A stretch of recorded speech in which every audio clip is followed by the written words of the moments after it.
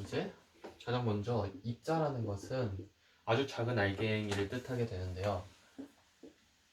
이 입자의 종류 같은 경우에는 이제 우리가 크게 알고 있는 것은 원자와 분자가 있습니다. 그래서 이제 원자 같은 경우에는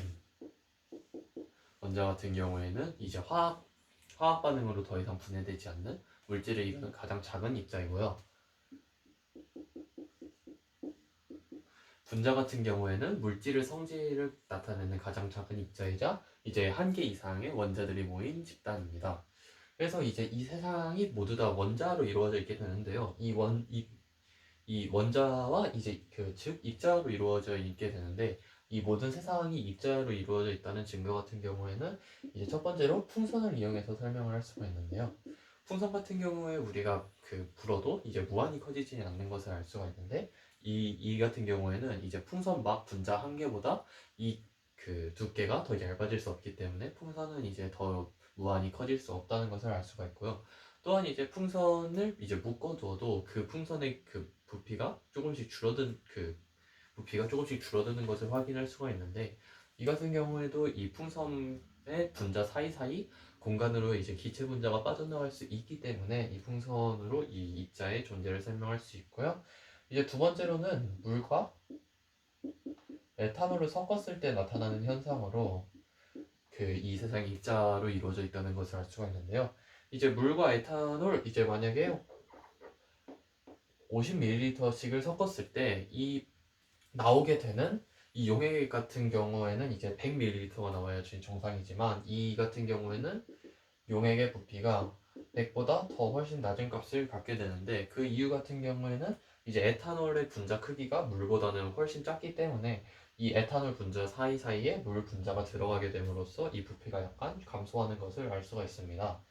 그래서 이 입자 같은 경우에도 이 원자가 이제 이 세상을 이루는 가장 작은 입자라고 했지만, 이제 원자 같은 경우에도 이제 몇 가지로 분류가 할 수 있는데요. 우선 첫 번째로 양성자, 두 번째로는 중성자, 세 번째로 전자로 분리할 수가 있습니다. 우선 양성자와 중성자 같은 경우에는 이제 이 원자 내에서 중심을 차지하고 있는 부분으로서 이제 거의 이 원자의 모든 질량을 차지하고 있다고 봐도 무관하고요. 양성자 같은 경우에는 이제 플러스 전하를 띠는 입자로, 이 플러스 전하를 띠는 입자로 이제 원자 핵에 위치하게 되고요. 중성자 같은 경우에는 이름에서도 알 수 있듯이 이제 전하를 띠지 않고 중성인 입자를 말하고요. 전자 같은 경우에는 이 원자의 주위에 존재하게 되면서 마이너스 전하를 띠게 되는 입자를 말합니다.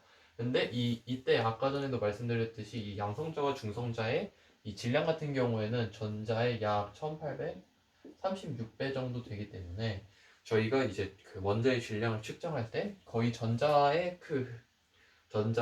이 질량 같은 경우에는 원자의 무게에 거의 영향을 주지 않게 됩니다.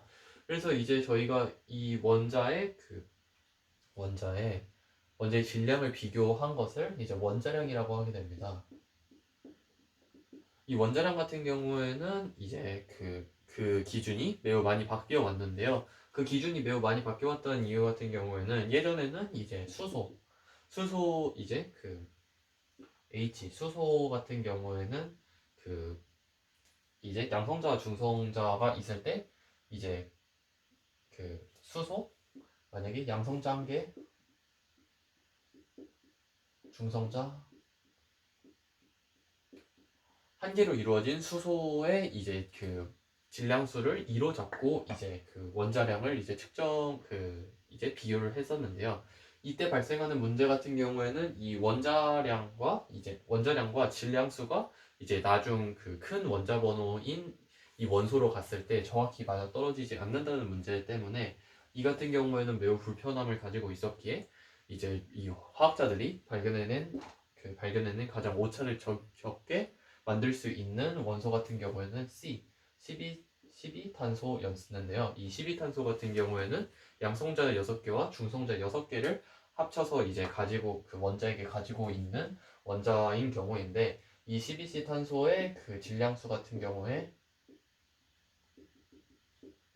12인데 이제 이 질량수가 12인 12탄소의 원자량을 12로 잡고 나머지 원자들의 상대적인 질량값을 비교하여서 비교하여서 이제 나타낸 원자량을 현재는 쓰고 있습니다.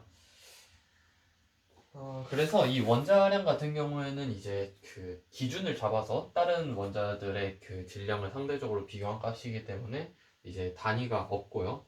그래서 이제 이 12C 탄소 같은 경우에는 이제 질량수가 12이지만 이 원자량 같은 경우에는 이제 이 자연계에서는 동위원소라는 것이 존재하게 되는데 이 원자라는 것은 이 양성자의 개수가 같게 되면 같은 원소를 나타내게 되는데 이 양성자 개수 말고 이제 중성자 개수는 달라지게 되더라도 이 같은 원소로 분류하게 됩니다. 그러다 보니 이제 자연계에는 이제 12C 탄소 말고도 13C 탄소로도 이제 그 탄소가 이루어져 있게 되는데요. 이 13C 탄소 같은 경우에는 질량수가 13인 탄소를 말하고 이제 질량수가 13이라는 것은 이제 양성자 개수는 이제 똑같은 탄소이기 때문에 변하면 안 되지만 중성자의 개수가 얘는 6개, 얘는 7개인 형태로 이제 나누게 되는데요. 이때 이 구성 비율이 이 둘 사이의 자연계에서 존재하는 비율이 이제 이 친구가 이제 98.8% 정도 그리고 이제 이 13탄소가 1.2% 정도를 식을 이제 차지하게 됩니다. 그렇기 때문에 이 원자량 같은 경우에는 이 동위 원소, 즉 질량수가 다르지만 이제 같은 원소인 아이들의 이제 원자량을 같이 비교한 이제 평균 원자량을 고안하게 되는데요. 이 평균 원자량 같은 경우에는 동위 원소의 존재 비율을 고려해서 이제 평균을 내서 이제 구한 원자량으로 이제 간단하게 보여드리자면 이제 이 12C 탄소 같은 경우에는 질량수가 12이고 이제 98.8%를 차지하기 때문에 자연에서 차지하기 때문에 12 곱하기 100분의 98 플러스 13 곱하기 100분의 1.2를 한 값이 이제 이 탄소의 평균 원자량이 되게 됩니다. 또한 이제 이 원자량뿐만 아니라 이제 자연에는 분자도 존재하게 되는데 그런 분자들과 이제 그 화학 결합을 한 이런 다른 물질들의 이제 질량도 비교하기 위해서 원자량 말고 이제 화학식량을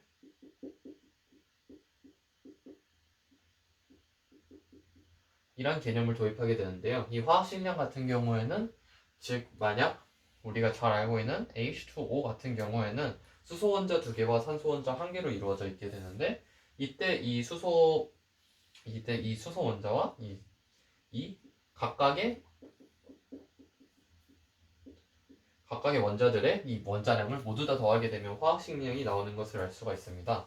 그래서 이 화학식량 같은 경우 이제 간단한 계산법을 보여드리자면 이제 H2 같은 경우에는 이제 수소 원자가 2개가 있는 것이기 때문에 1 플러스 1 해서 2의 값을 갖게 되는 것을 알 수가 있고 이제 MgCl2 같은 경우 MgCl2 말고 이제 HCl 같은 경우 이 염화수소 같은 경우에는 이제 이 수소의 그 원자량이 1이고 이 Cl 그 염화수소 이 염소의 이 원자량이 35.5이기 때문에 이 HCl의 화학식량 같은 경우에는 36.5의 값을 갖게 되는 것을 알 수가 있습니다.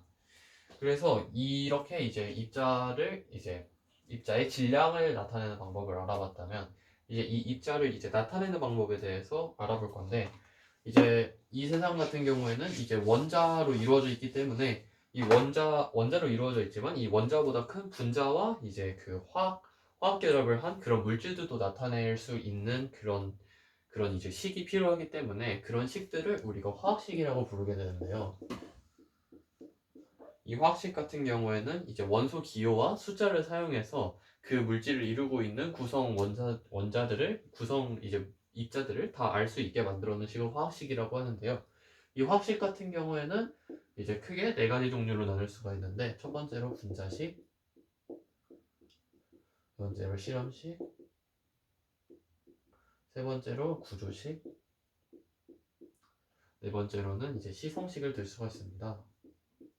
첫 번째로 분자식 같은 경우에 이제 분자를 이루는 구성 그 원자들의 종류와 수를 모두 나타낸 식으로 이제 우리가 흔히 알고 있는 이제 분자를 이루는 H2O 같은 경우에는 이렇게 구분형 형태의 분자를 이루기 때문에 이를 분자식으로 나타냈을 때 그 H 그 수소 원자 2개, 그 다음에 산소 원자 1개로 이루어져 있는 것을 알 수가 있기 때문에 이 한 개의 원자를 이루는 모든 원자의 종류와 수를 다 적은 H2O가 이 물의 분자식이 될 수 있는 것을 알 수가 있고요.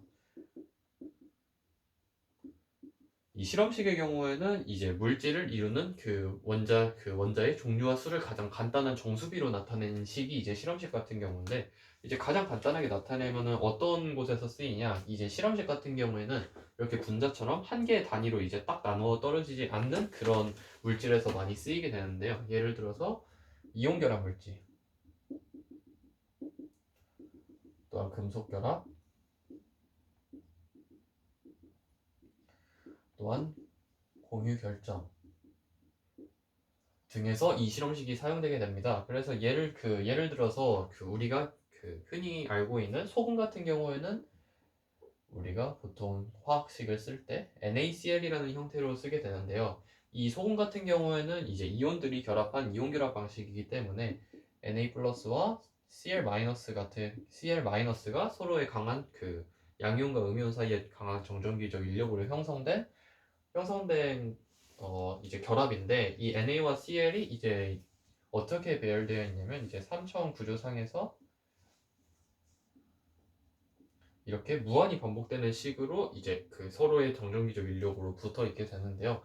이에 따라서 이제 분자같이 이제 딱딱 떨어지는 이 단위를 만들 수가 없는 것을 알 수가 있습니다. 그래서 이제 이런 경우에 이제 실험식을 써서 이 물질을 나타내는 이 원자의 종류와 수의 비를 가장 간단하게 해서 실험식을 사용할 수 있는 것을 알 수 있고요. 또한 이제 구조식 같은 경우에는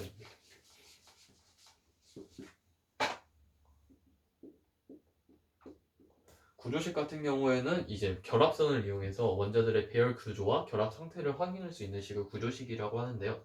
예를 들어서 아세트산의 경우 분자를 이루기 때문에 이 아세트산의 분자식을 적어보면은 C2H4 H4 O2 이렇게 적을 수가 있는데요. 이 아세트산의 이것만을 보고서는 이제 정확히 아세트산이 어떤 형태인지를 알 수가 없기 때문에 이때 구조식을 그리게 되는데, 이제 결합선 같은 경우에는 그 선을 이용해서 각각의 원자를 이어 놓은 것을 이제 결합선이라고 합니다. 그래서 아세트산의 이제 구조식 같은 경우를 그려보게 되면은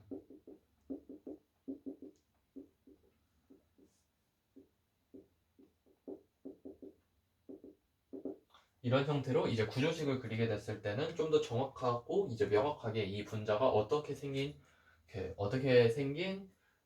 물질인지를 정확하게 알 수가 있습니다. 또한 이제 마지막으로 남은 시성식의 경우에는 이제 분자 같은 경우에는 그 분자의 특성을 가장 잘 알 수 있는 작용기라는 부분이 있습니다. 이때 그 작용기를 이제 따로 떼서 편하게 볼 수 있게 만들어 놓은 것을 이제 시성식이라고 하는데요. 이제 이 아세트산 같은 경우에는 여기 부분에 있는 이 부분을 이제 카복식이라고 부르게 되는데, 이 카복식의 경우에는 이제 신맛을 나타낸다는 특징이 있습니다. 그래서 카복시기를 좀 더 보기 편하게 이 아세트산의 식을 다시 적어본다면 CH3 COOH의 형태로 이제 아세트산을 나타낼 수가 있는데요. 이 아세트산을 이렇게 시성식으로 풀어내게 되면은 이 분자가 어떤 화학적 성질을 가지고 있는지도 편하게 알 수 있고, 또한 이렇게 구조식이나 분자식이나 실험식으로 나타낼 필요 없이 이제 이 분자의 구조와 그런 극성의 형태 이런 것을 다 알 수 있는 특징이 있는 식이 바로 시성식입니다.